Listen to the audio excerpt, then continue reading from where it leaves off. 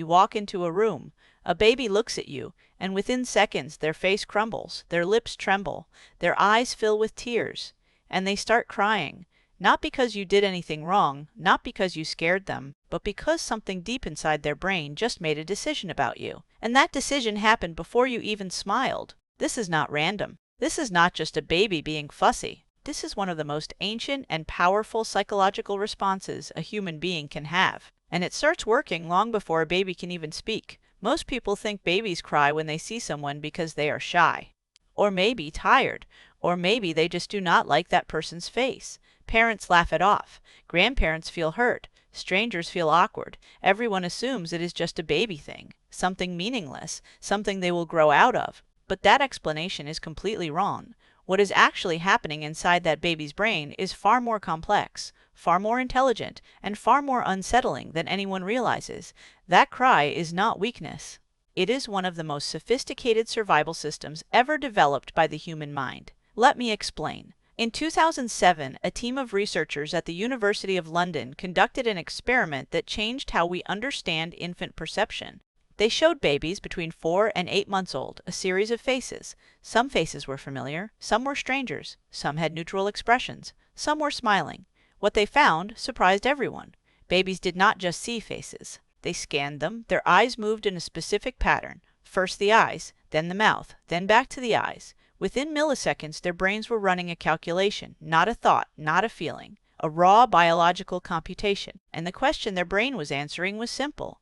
Is this person safe or dangerous? When the answer was uncertain, the baby's nervous system triggered a stress response. Cortisol flooded their tiny body, their heart rate increased, and they cried, not because they were sad, but because their brain had just flagged an unknown human as a potential threat. But here is where it gets even stranger. The system does not work the way you think. It is not about appearance. It is not about whether you look friendly or scary. It is about something far more subtle, something you cannot control.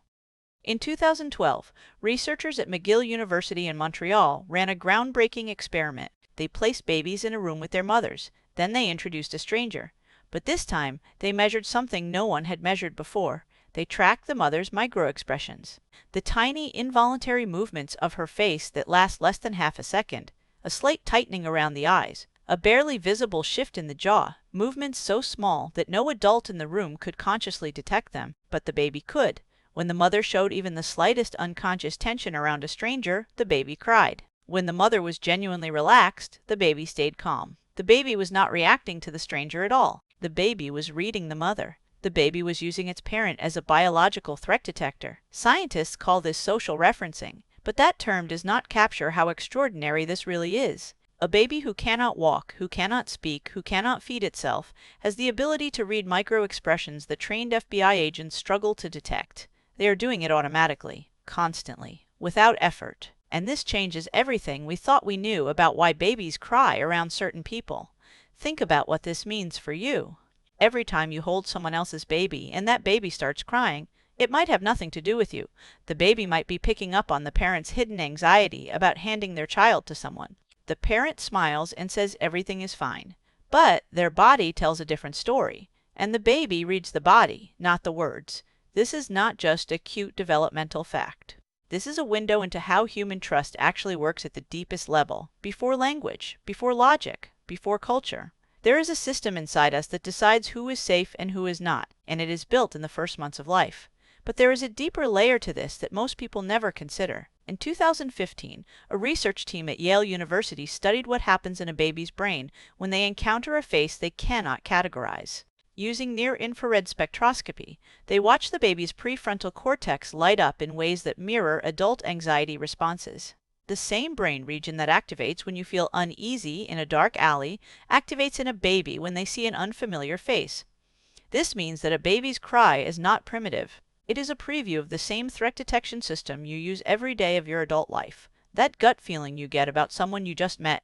That strange discomfort around a person who seems perfectly nice, but something feels off. That instinct did not develop when you were 20. It was already running when you were 5 months old. And here is the part that should make you pay attention. The system can be shaped, it can be strengthened, or it can be damaged. Babies who are exposed to consistent, calm, responsive caregiving develop stronger and more accurate threat detection. They grow into adults who can read people better, trust more appropriately, and navigate social situations with greater confidence. But babies who experience inconsistent or anxious caregiving can develop an overactive threat system. Their brains learn to flag too many people as dangerous.